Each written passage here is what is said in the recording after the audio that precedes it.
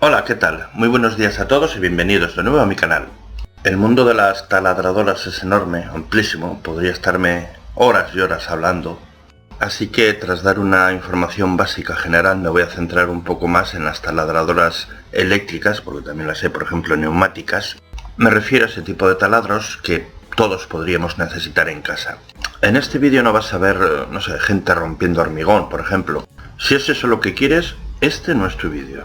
Pero si lo que quieres es aprender en profundidad sobre las taladradoras, pina las orejas como los perros cuando oyen algo, porque aquí te voy a dar consejos muy útiles de uso diario, datos técnicos, consejos a la hora de adquirir una nueva taladradora, trucos prácticos, algo sobre averías, accesorios que se puedan acoplar a los taladros, etcétera, etcétera, etcétera.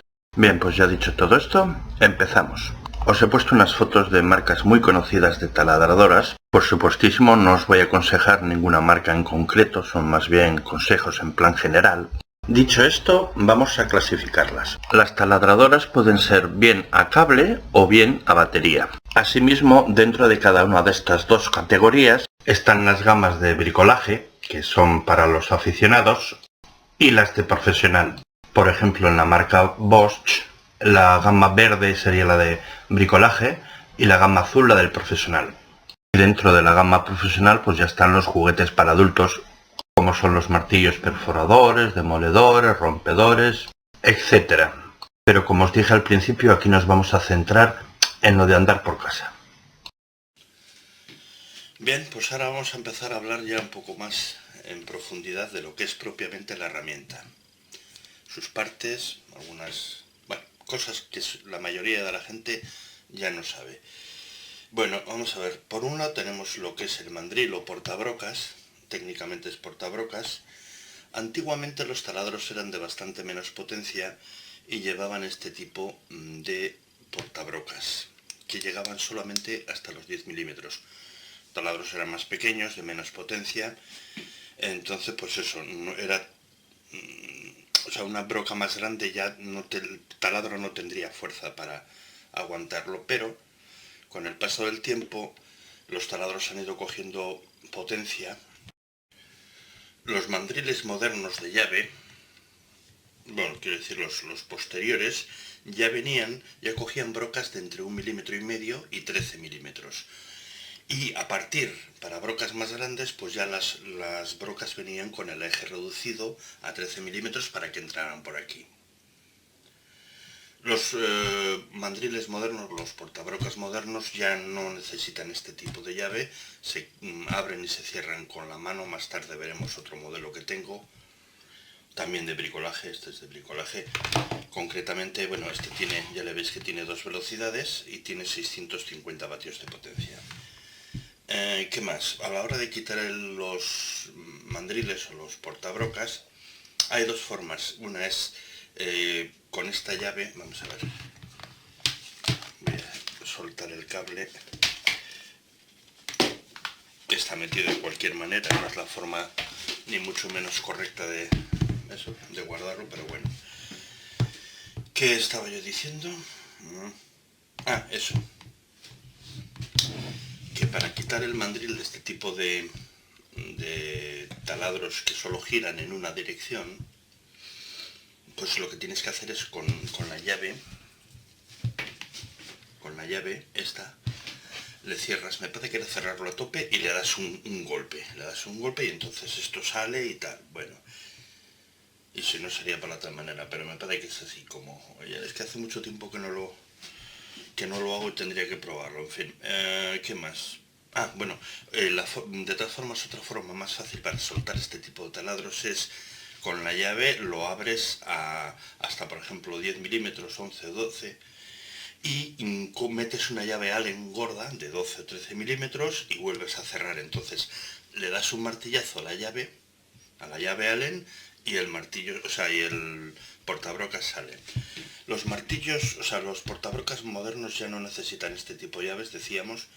Entonces se ponen y se quitan las brocas con la mano. Le damos la vuelta al taladro y vemos que en la parte superior hay varios botones. Por ejemplo, este que pone Press es para inmovilizar el portabrocas y el botón que está al lado es muchísimo más importante. Sirve para la hora de taladrar. Entonces aquí hay un dibujo de un martillito. Normalmente todos los taladros lo tienen una especie de martillo, que eso es para material de construcción. Todo lo que sean azulejos, hormigón, ladrillo, ese tipo de materiales, yeso, todo lo que sea material de construcción, hay que ponerlo en posición de martillo. Los taladros por dentro, a ver cómo lo digo yo, imaginaros, tienen una especie de mecanismos que al girar, como tienen entrantes y salidas, al girar van... Cada día me quiero más por lo bien que me explico. Las dos partes al girar chocan entre sí y eso produce un golpeteo contra la pared. Lo que hace es golpear para abrir el camino. Bueno, no sé qué más decía. Eso, y esto, y le pones sin embargo en esta otra posición, si lo que necesitas es taladrar en madera, en hierro, en plástico, etcétera, etcétera, etcétera. Todo lo que no sea material de construcción, por decirlo así. ¿Qué más?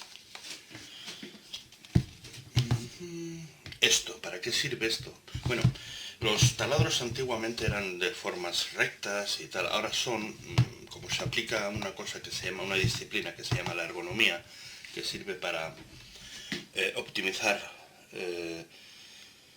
la forma en que el cuerpo, por ejemplo, en el caso de las herramientas como esta, electroportátiles, taladros, lijadoras, etcétera, lo que hace es optimizar la forma, por ejemplo, del agarre de la herramienta para que sea más fácil trabajar con ella, para optimizar el rendimiento, etcétera, etcétera. Pero también afecta, por ejemplo, a los lugares de trabajo, ¿no? Ahora os voy a hablar del gatillo, posteriormente volveré con otro taladro sobre el tema, pero os voy a hablar concretamente de del gatillo, del interruptor con el que se enciende y se apaga este taladro. Ya os he dicho antes que este taladro mío tenía 650 vatios. Estas dos velocidades se usan sobre todo cuando los vas a poner en un taladro, o sea, en un taladro de esos de piel, un soporte de esos para los taladros. Tienen un botoncito, entonces lo dejas a una velocidad o la otra. Entonces lo único que tienes que hacer es tocar otra vez el gatillo y salta. Esto es para no tener que estar apretando todo el rato cuando estás trabajando. Bueno, ¿qué más? Ojo, un buen consejo. Bueno, decía, los mandriles grandes de los taladros más modernos cogen brocas de entre 1,5 hasta 13 milímetros, pero a la hora de hacer agujeros más grandes ya se pueden encontrar brocas de todos los diámetros con el eje reducido a 13 para que te entren en el portabrocas grande. En el chiquitito solo pueden entrar brocas de hasta 10, con lo cual si vais a coger un taladro, coger siempre el grande, porque os da muchísimo más, os abre un abanico de posibilidades mucho más grandes, no solamente en brocas, sino en otro tipo de accesorios. ¿Y esto? ¿Por qué tiene esto? ¿Os lo habéis preguntado alguna vez? Pues mira, os voy a decir de una forma muy sencilla. Es que esto es la pared, ahí va la broca, a esta altura, y bastante más abajo de donde yo estoy empujando, ¿no? Entonces lo que estás haciendo al empujar de una zona, y esto estará, digámoslo así, anclado a pared, lo que hace es se produce este movimiento, ¿no? ¿Para qué sirve esto? Pues mira, para la hora de empezar a hacer, aunque nadie lo usa, a la hora de empezar de hacer los agujeros, dejas la fuerza del martillo y empujas así. De esta manera la broca está a la misma altura que Entonces, esto solamente para el principio, porque una vez que está hecho ya el agujero, pues ya lo que manda es el propio agujero, es el que guía el taladro, ¿no? Pero bueno, que sepáis que es para empujar así, en este sentido. Bueno, ¿cuál es de un taladro? Bueno, pues yo he vendido unos cuantos cientos de taladros, unos pocos. Y por mi experiencia personal, yo no soy de un servicio técnico, ni mucho menos, pero por mi experiencia personal laboral, pues la mayoría de las veces son o bien por las escobillas que se desgastan. Esto lleva unas escobillas de carbón que se van desgastando porque rozan contra el motor, etc. Perdón.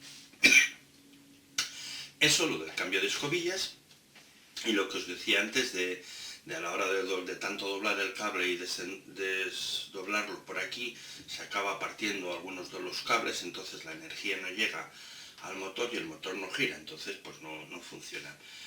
¿Qué es lo que hay que hacer en estos casos? Bueno, en cualquier caso, si en España, por ejemplo, cuando compras una máquina electroportátil, taladros, lijadoras, tal, tienes 2 años de garantía. Da igual el fabricante, no, es que este es más barato y solo tiene 1. No, si se vende en España, por ley tiene 2. Por mucho que te diga el tío, lo que quiera. Así que si tenéis una avería mientras está en periodo de garantía, ni se os ocurra desmontarlo, porque estos tornillos vienen de fábrica con un par de apriete determinado y ellos van a saber si tú has tocado esta máquina, esta o cualquiera. Con lo cual, en ese momento, queda anulada la garantía, o sea, ellos ya no se hacen responsables. Así que si está en garantía, ni se os ocurra desmontarla. Si no está en garantía, que ya han pasado más de 2 años desde que lo habéis comprado, pues se sueltan estos tornillos y ya se accede al interior. Normalmente lo que os decía, cuando no llega la electricidad y tal, lo que haces es desmontarlos tal, con mucho cuidado y sin tocar nada. Sueltas unos tornillitos que lleva ahí, cortas el cable, vuelves a meter pelas tal, vuelves a tapar el taladro y listo. Ya está eso. Y en cuanto a las escobillas, bueno, eso es más complicado, es sencillo, pero bueno, sería... Sin desmontar el taladro no puedo enseñaroslo, así que no lo vamos a dejar. Vamos a seguir mirando un poco así el taladro. Bueno, por ejemplo... vamos a ver. ¿Para qué sirve esto? Esto también es producto de la ergonomía. ¿Para qué sirve esto? ¿Os habéis picado este piquito que tiene aquí? Bueno, pues esto es muy sencillo. El taladro está, como dicen en Hispanoamérica, balanceado, está equilibrado, de tal manera que lo puedes sostener tranquilamente. Esto es importante, esta chorrada, el hecho de que esté equilibrado en este sitio con el ganchito y tal, es importante. ¿Para qué sirve esto? Bueno, pues imagínate que estás subido en una escalera a 2 metros. Entonces, taladras una cosa, ¿y qué haces? Tienes que bajar hasta el suelo, dejar el taladro, subir, hacer lo que tal y tal. Bueno, pues para eso. Esto, no tengo aquí ninguna escalera pero para que lo veáis, pero esto se deja en el peldaño de la escalera, haces la cosa, vuelves a coger el taladro, haces tal, lo vuelves a dejar para no tener que bajar, para que veáis, para que veáis como que no estoy cogiéndolo ni nada, ¿ves? Esto sirve para eso, es una chorrada, pero no es una chorrada. ¿Qué más? A la hora de la limpieza no se os ocurra andar, por supuesto, nada de desmontarlo ni cosas de esas, ¿eh? Contra menos lo toquéis, mejor. A la hora de desmontar, a la hora de limpiarlo, nada de brochas. Eso de coger por aquí y tal, bueno, por fuera y eso sí que es, pero por dentro y eso no.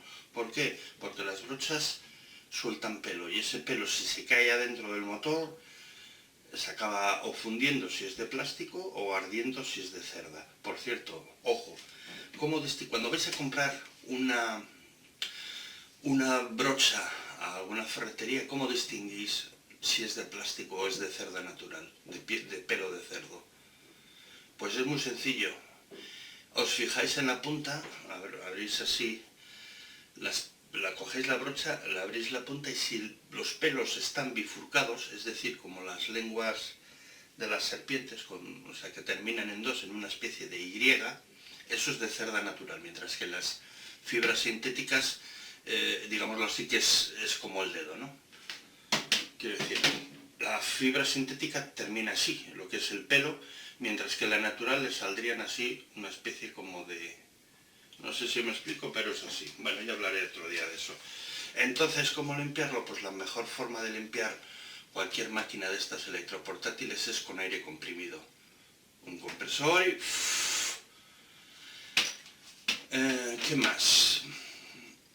Ay, se me había olvidado. Antes os estaba hablando un poco de los cambios de mandriles. Los mandriles, vamos a ver, los taladros modernos, ya veis esta marca que tiene aquí, Esto normalmente viene en otra pieza, una pieza. Entonces, empujando cambias el sentido de giro del motor y del mandril y tal. Entonces esto es muy útil, por ejemplo, a la hora de atornillar este tipo de taladros electrónicos y reversibles. Ya puedes utilizarlos como atornilladores. Entonces, cuando son electrónicos llevan aquí normalmente una ruedita que la vas graduando.